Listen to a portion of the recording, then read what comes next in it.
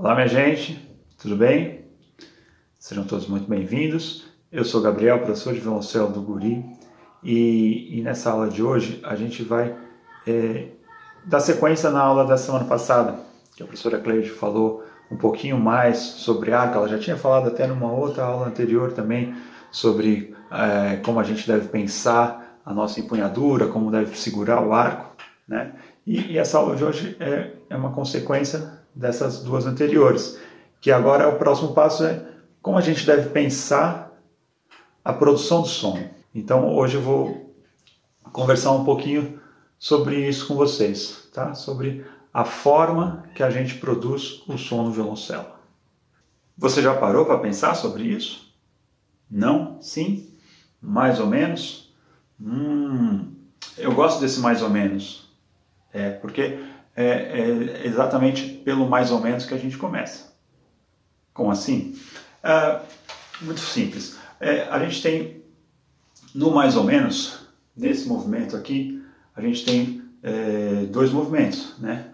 Um movimento que a gente chama de supinação e pronação. Vocês não precisam saber nada disso, mas são esses dois gestos.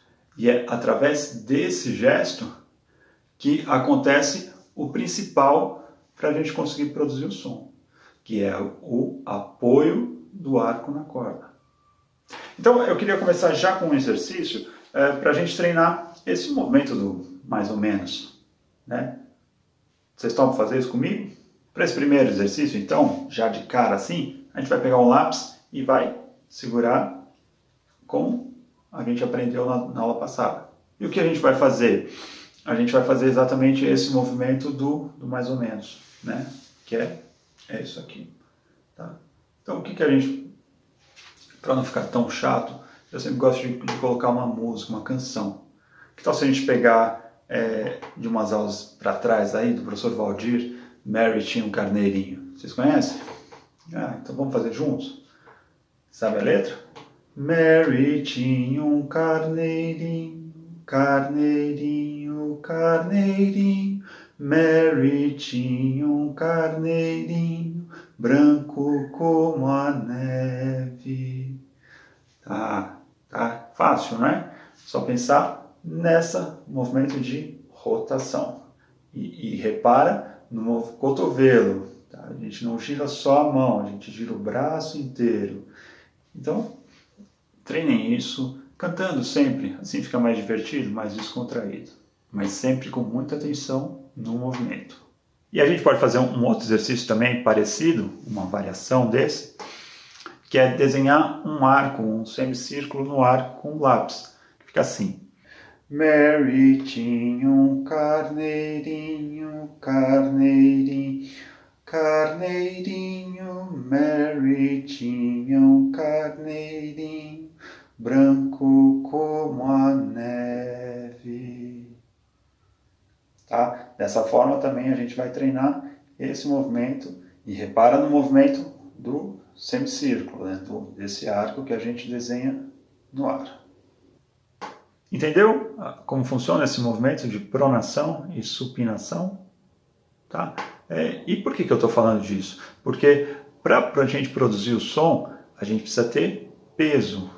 E é através desse gesto de pronação é que a gente consegue transmitir todo o peso que vem lá das nossas costas para o arco. E aí ele fica em contato com a corda e a gente usa também a velocidade para movimentar o arco, né? E aí produz um som. Tá bom? Agora, pensando também ainda, né, nessa questão da pronação, a gente vai pegar o nosso arco, né, já pensando na nossa postura, né, na nossa posição de tocar. Então o arco mais ou menos na altura do umbigo, você se ajuda com a outra mão. Só que ao invés de segurar o arco na posição correta, a gente vai inverter ele e deixar a crina para cima.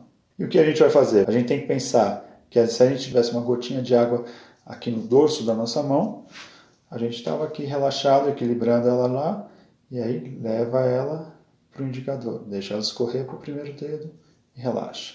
Escorreu para o primeiro dedo e relaxa. Tá? Então, fazer esse movimento, esse gesto algumas vezes, né? Para a gente ter essa sensação da transferência do peso e a gotinha que escorre para o nosso pro indicador. E um outro exercício que eu gosto de usar para trabalhar essa questão da pronação é o que eu falo de manteiga no pão. Não sei se você já teve essa experiência, mas às vezes quando a manteiga fica muito dura, né, aí você acorda e você vai comer o seu café da manhã, você pega o pão e vai passar a manteiga, mas ela está dura e ela não sai da faca por nada. Já aconteceu isso com vocês? Né? Então a gente tem que passar bem a manteiga para ela sair da faca e ficar no pão. Né? Essa é a sensação de manteiga no pão, tá? Que a gente vai trabalhar com esse exercício. Então, para ter essa sensação, a gente vai usar a nossa flanela, vai passar entre o arco e vai segurar com a mão esquerda. E aí a gente vai passar a manteiga no pão até a ponta. Repara que quanto mais a gente vai caminhando para a parte superior do arco, mais a gente vai usando a pronação, né? O cotovelo com o indicador. Tá? Então, começa com o cotovelo mais baixo e ele vai subindo à medida que a gente vai chegando na ponta. E volta. Para voltar ao movimento contrário. Tá? Então, esse também é um excelente exercício para quem está começando a usar arco inteiro, né? Para trabalhar esse movimento do arco. Ótimo! Então, já fizemos exercício de preparação sem cello, sem arco, só com lápis. Já fizemos exercício de preparação só com arco. Mas agora vamos ver como é que funciona na prática, não é? Pega lá seu cello e vamos tirar som dele. Ah, mas antes disso, eu quero ver se você consegue descobrir rapidamente onde fica o ponto de equilíbrio do seu arco. Tá? Achou? Ótimo. Então, se você tiver alguma presilhinha ou alguma fitinha para colar aí, para marcar esse ponto, ótimo. Se não, vai mais ou menos no olho, no dedo, porque esse é o ponto em que a gente vai começar. Ponto de equilíbrio devidamente marcado. O que a gente vai fazer? Partindo da nossa posição de descanso, né, arco na perna, apoiado na perna direita, a gente vai ajudar com a mão esquerda e vai colocar com as duas mãos o arco sobre a corda Ré. E a gente vai pensar em afundar o arco na corda. Né? Então, esse é o tipo de pressão, esse é o peso. Repare que não é força. Né? É muito comum fazer força, apertar o arco. Mas o que a gente tem que pensar é que a gente tem que afundá-lo na corda. Tá? Dessa forma. E aí, a gente pode até encostar a madeira na crina. Eu falei um pouco disso também na aula de détaché. E aí a gente vai soltando aos poucos e vai ver qual é o mínimo de pressão que a gente precisa para que a corda se mantenha presa. Achou isso? Tira devagar a mão esquerda, apoia ela na perna e aí sim a gente está com a tensão, pressão necessária para a gente tocar. Tá?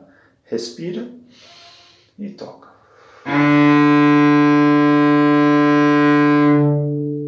Tá? E assim a gente produz um bom som. Tá? Repita isso várias vezes, sempre preparando com as duas mãos. Tá? Porque se a gente prepara com uma mão só, a hora que a gente faz isso, o peso vem todo para a ponta e automaticamente a nossa posição aqui da mão cai para cá. Tá? Então não é essa posição que a gente quer. Né? Então, para evitar que isso aconteça, apoia sempre com as duas mãos. Outra coisa muito, muito importante. O arco só sai depois que ele está na corda. Tá? Então, a gente primeiro prepara o arco e depois toca. Tá? Já vi muitas vezes acontece a gente já querer fazer uma coisa só, um movimento só, não fica tão legal. Tá? Então, primeiro prepara o arco e depois toca. Então, para esse outro exercício, a gente vai usar o arco com duas marcações. Tá? A primeira, que é a que a gente já tinha feito do ponto de equilíbrio, e a segunda fica mais ou menos no meio do arco.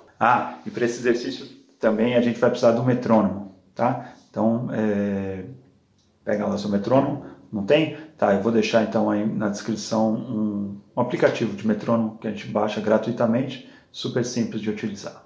Então, a gente vai posicionar o arco no ponto de equilíbrio e vai tocar só até a outra marca, né?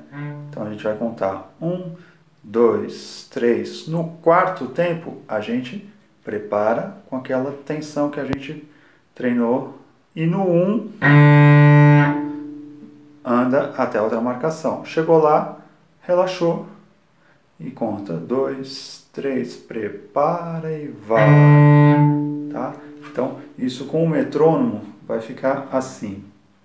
1, 2, 3, prepara. 1, 2, 3, prepara.